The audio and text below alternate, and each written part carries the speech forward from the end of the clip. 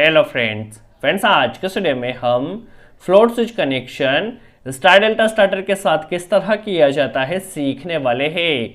जैसा कि हम जानते हैं जो फ्लोट स्विच होता है एक तरह से वाटर लेवल कंट्रोलर की तरह कार्य करता है और इस फ्लोट स्विच के जरिए हम मोटर स्टार्टर को ऑटोमेटिकली स्टार्ट स्टॉप काफ़ी आसानी से कर सकते हैं। होता क्या है, ये जो फ्लोट स्विच होता है इसे हम वाटर टैंक में इस तरह से फिट कर देते हैं। अब जब टैंक हमारा पूरी तरह से खाली होता है या टैंक में वाटर का लेवल कम होता है तो उस कंडीशन में फ्लोट स्विच हमारे मोटर स्टार्टर को ऑटोमेटिकली स्टार्ट कर देता है और जैसे जैसे टैंक में पानी फिल होते जाता है या ऑयल फिल होते जाता है और एक बार हमारा टैंक फुल हो जाता है उस कंडीशन में फ्लोट स्विच क्या करता है, मोटर स्टार्टर को ऑटोमेटिकली स्टॉप कर देता है।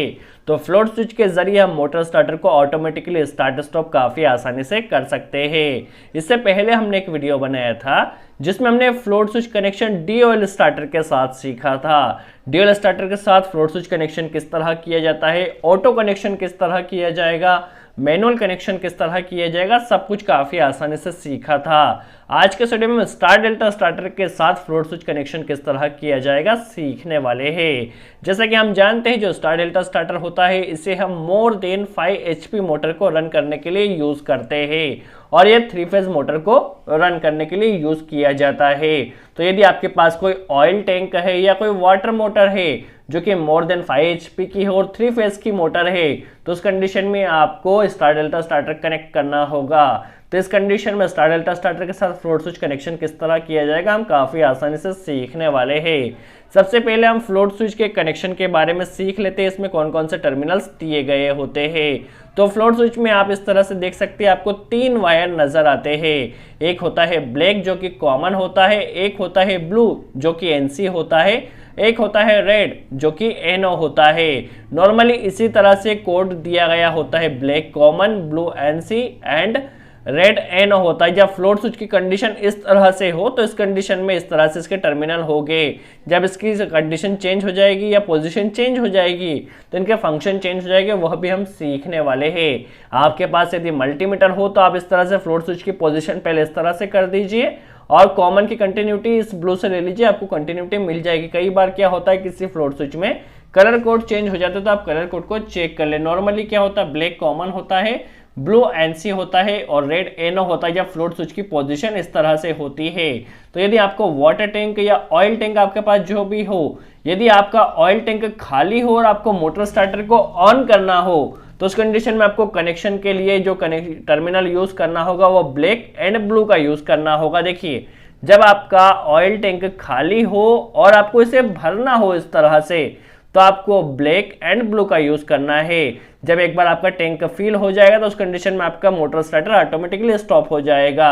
और कई बार क्या होता है कि हमारा ये टैंक है, इस टैंक के जब फिल हो जाए पूरी तरह से यह भरा जाए तो इसके बाद यदि हमें कोई अदर टैंक को भी भरना हो तो उस कंडीशन में आप फिर इस तरह से कनेक्शन कीजिए। देखिए जब फ्लोट स्विच की पोजीशन इस तरह से हो जाएगी या फ्लोट स्विच इस तरह से होगा तो उसके टर्मिनल चेंज हो जाएंगे, ब्लैक कॉमन होगा, ब्लू यहाँ पर NO हो जाएगा और रेड यहाँ पर NC हो जाएगा। यदि आपको एक टैंक से किसी दूसरे टैंक में पानी भरना हो, दैट मीन्स जब यह टैंक फिल हो जाए तब किसी दूसरे टैंक में पानी जाए और मोटर ने ऑटोमेटिकली ऑन होना चाहिए तो उस कंडीशन में जो कनेक्शन करना होगा वो आपको करना होगा ब्लैक एंड रेड वायर से, क्योंकि ब्लैक एंड रेड यहाँ पर NC हो चुका है।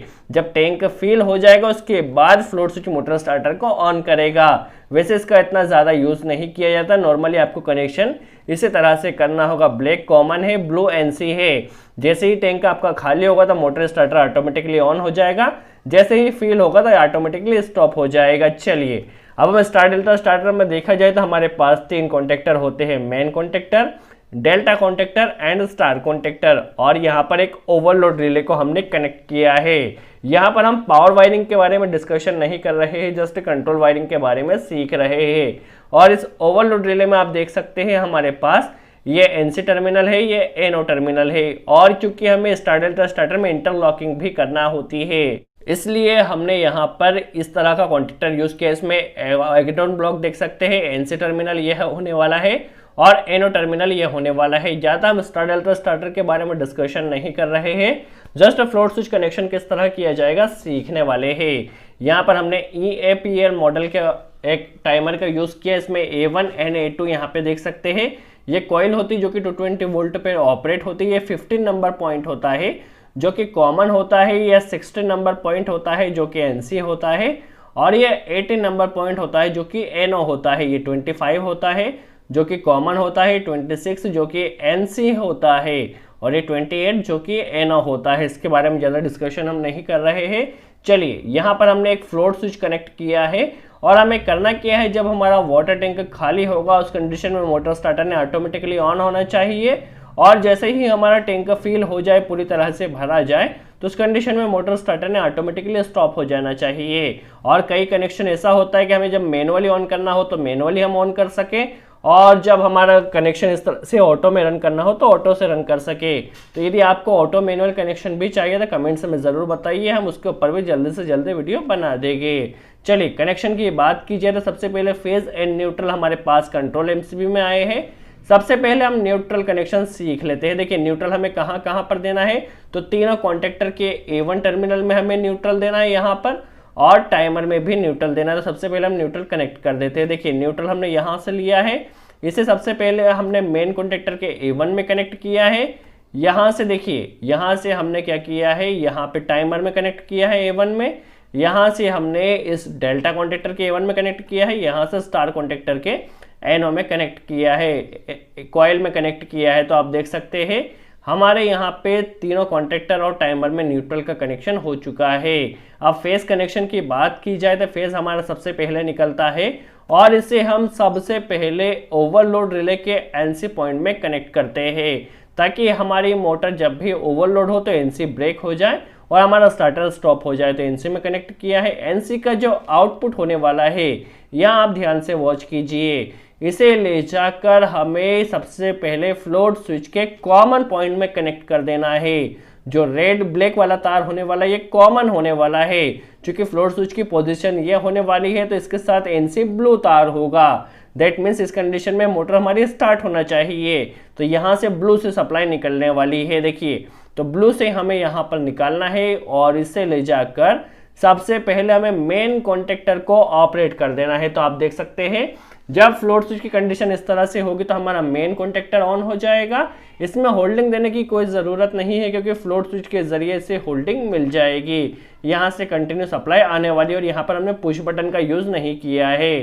तो जस्ट हमारा मेन कॉन्टेक्टर यहाँ पर होल्ड हो जाएगा। अब इसी के साथ हमें टाइमर को भी ऑपरेट करना है, क्योंकि जैसे ही हमारा मेन कॉन्टेक्टर ऑपरेट होगा उसी के साथ हमारे टाइमर की A2 में भी सप्लाई कनेक्ट करना है। तो देखिए, जब वाटर टैंक में वाटर का लेवल कम होगा तो उस कंडीशन में हमारा main contactor and timer operate हो चुका है। अब यहाँ से देखिए, टाइमर के जो हमारे पास कॉइल होने वाली है, यहीं से सप्लाई ले जाकर टाइमर के आप किसी भी कॉमन में कनेक्ट कर दीजिए। तो यहाँ पर हम 15 नंबर में कॉमन में कनेक्ट कर देते। देखिए, यहीं से एक लूपिंग ली है और इसे 15 नंबर जो कॉमन पॉइंट होने वाला है इसमें कनेक्ट कर दिया है। अब हम समझ लेते हैं स्टार्टर की वर्किंग किस तरह से होती है। देखिए, क्या होता है, जब हम मोटर स्टार्टर को स्टार्ट करते हैं तो सबसे पहले हमारा मेन कॉन्टेक्टर और स्टार कॉन्टेक्टर ऑपरेट होता है। जितना टाइम हमने इस टाइमर में सेट किया है, सपोज हमने यहाँ पे 10 सेकंड सेट किया है, तो 10 सेकंड तक यहाँ पे हमारा स्टार कॉन्टेक्टर ऑपरेट रहेगा। जैसे ही टाइमर के 10 सेकंड कंप्लीट हो जाएगी तो स्टार कॉन्टेक्टर हमारा स्टॉप हो जाएगा और डेल्टा कॉन्टेक्टर यहाँ से स्टार्ट हो जाएगा। काफ़ी सिंपल है। अब जस्ट हमें टाइमर की थोड़ी सी वर्किंग समझना होगी। देखिए, जैसे ही टाइमर की कॉइल हमारी ऑपरेट हुई तो उसी के साथ हमारा टाइमर का टाइमिंग भी स्टार्ट हो गया है।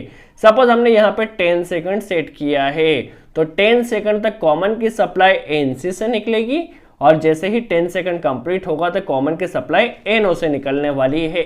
दैट मीन्स हमें 10 सेकंड तक स्टार कॉन्टेक्टर को ऑपरेट रखना है, तो इसके लिए हमें ये देख सकते हैं टाइमर का NC टर्मिनल यूज करना होगा।